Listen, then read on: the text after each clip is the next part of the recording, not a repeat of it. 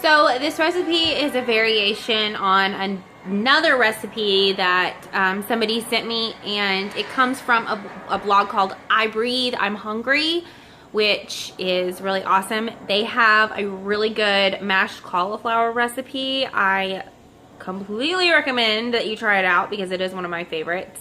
But so this soup that I'm making tonight, the enchilada soup, is kind of a variation on that soup. So they have one that's like a 10-minute soup, but mine, I'm gonna cook it a little longer and do some different things to it to just spice it up differently for my family.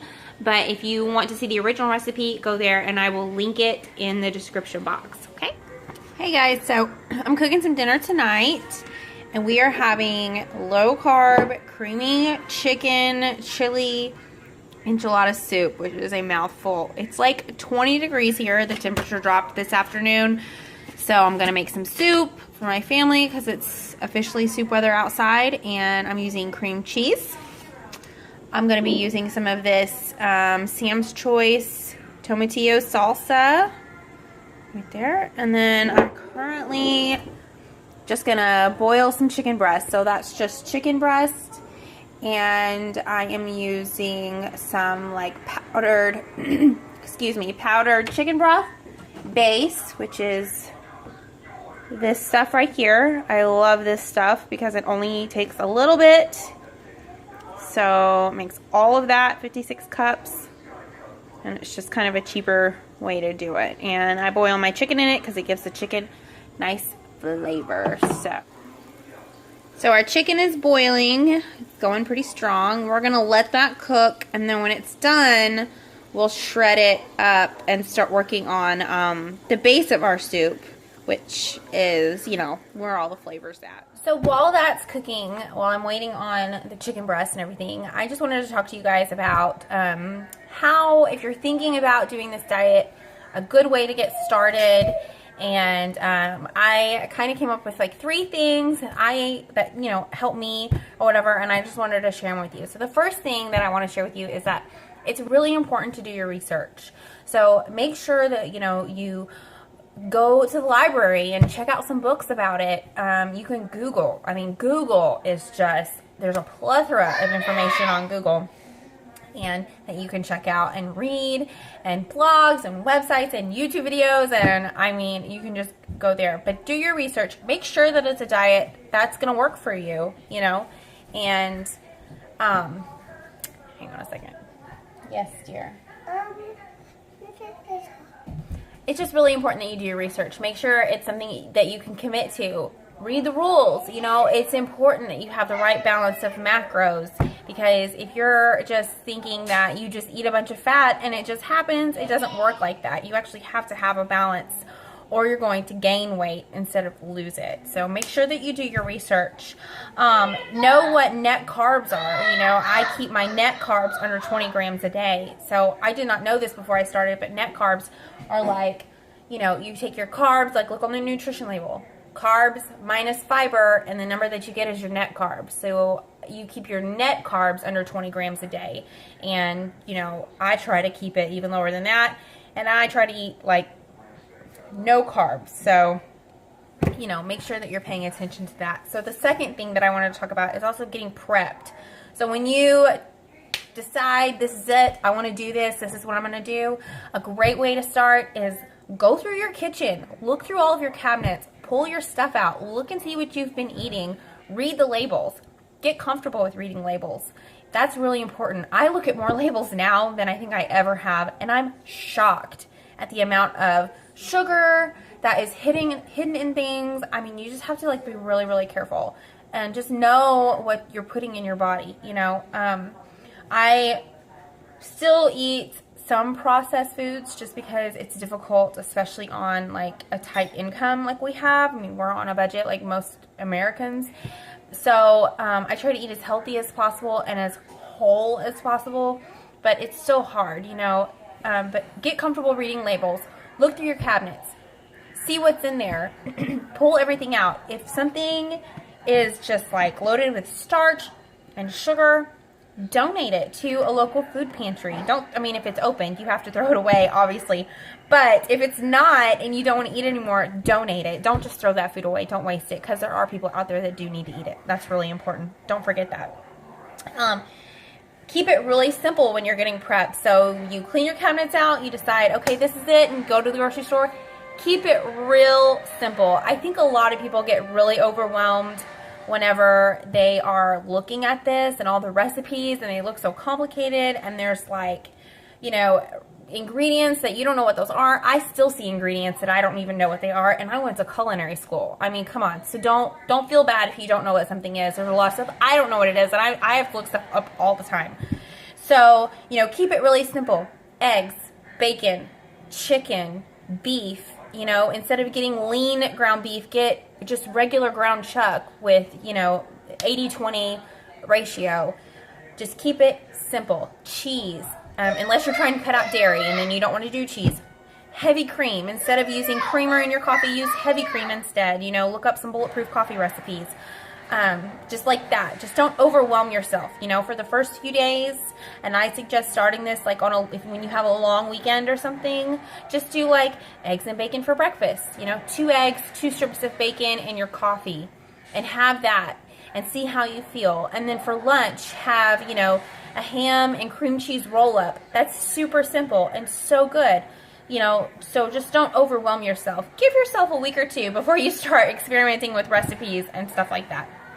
And then the third thing that you need to focus on is, at first, is your protein. Just focus on getting enough protein. A lot of people, I think, don't eat enough protein. So once you figure out how much you need, then kind of focus on that and just add your fat in a little bit at a time. So a good way to do that is you can have like a spinach salad with grilled chicken and then drizzle a little olive oil on top of it. That's really good. That's a good way to get your fat in. You know, have some hamburger with some avocado spread on top of it, or you know, you can put a little slice of butter on top of that, which sounds so decadent, and it is, and that's a great way to get your fat in and your protein. So just, you kind of have to watch that.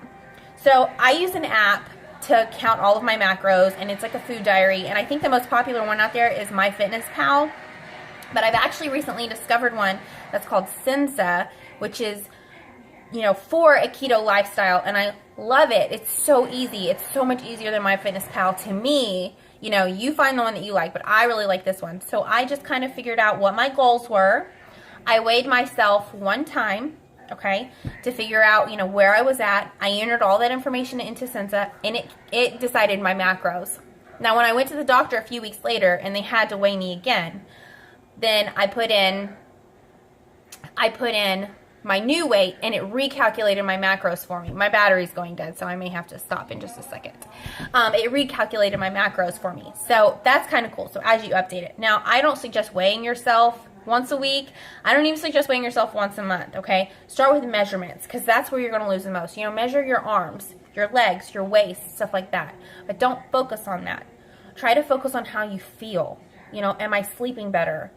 Do I not feel as bloated? How are my jeans fitting? You know, things like that. Try to be positive. Try to keep it easy on yourself. But those are my 3 things that I would focus on the most. That's what I think is so important. So we're going to let this chicken finish cooking, and then I'll continue with the rest.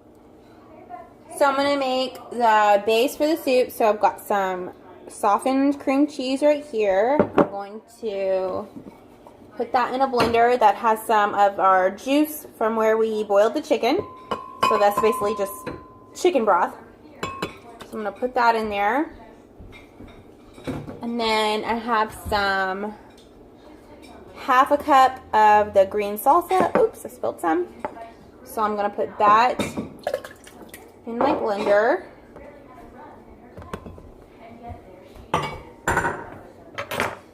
I'm just going to whip this up really good.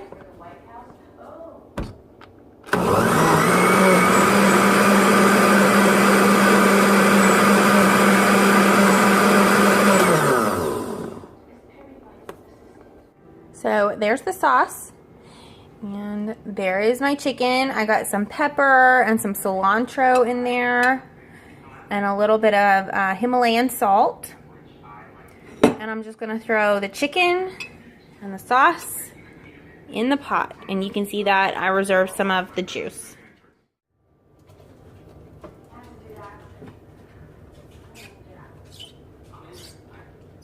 So the original recipe says that you can make this with, or it says that you make it with 2 ounces of cream cheese, but I'm making it for 4 people instead of just 1, so I did half, so I did about 4 ounces of cream cheese because I did half a block of cream cheese. And it also calls for cheddar cheese, but I don't have any. I'm out. So we're not going to do cheese. And I might throw just like some mozzarella because it's cheese. Why not? And it's white, so it'll go with it. So I throw that in there just to give it a little bit of cheesy flavor. So I'm going to put the chicken in there. And then just kind of mix that up, and it smells really, really delicious.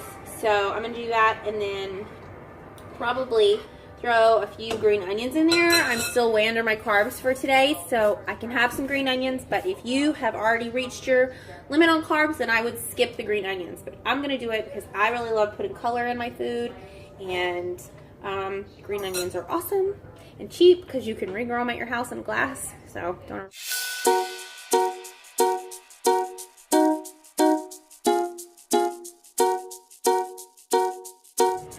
So another thing that I really like whenever, you first start on this diet is if you are having a hard time until your hunger kind of gets until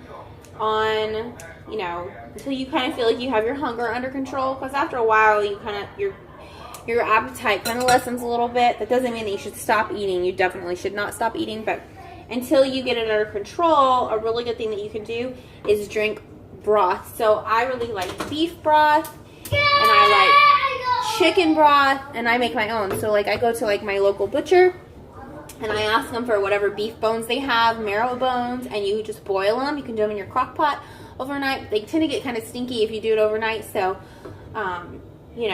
just be careful with that if you have somebody with a sensitive nose in the house. But you just boil the bones and make your broth with some salt, and you can put some seasonings in there, and then just drink that whenever you're still feeling hungry. And so that way it fills you up, but you're still staying on track. So I'm just going to let this cook and simmer probably until Chase gets home, and I'll show you guys what it looks like when I'm done. Don't forget to like this video, subscribe for updates. I really appreciate all the support. I know I say that every time, but it really does mean a lot to me. I hope you guys are learning a lot. Again, if you have any questions for me,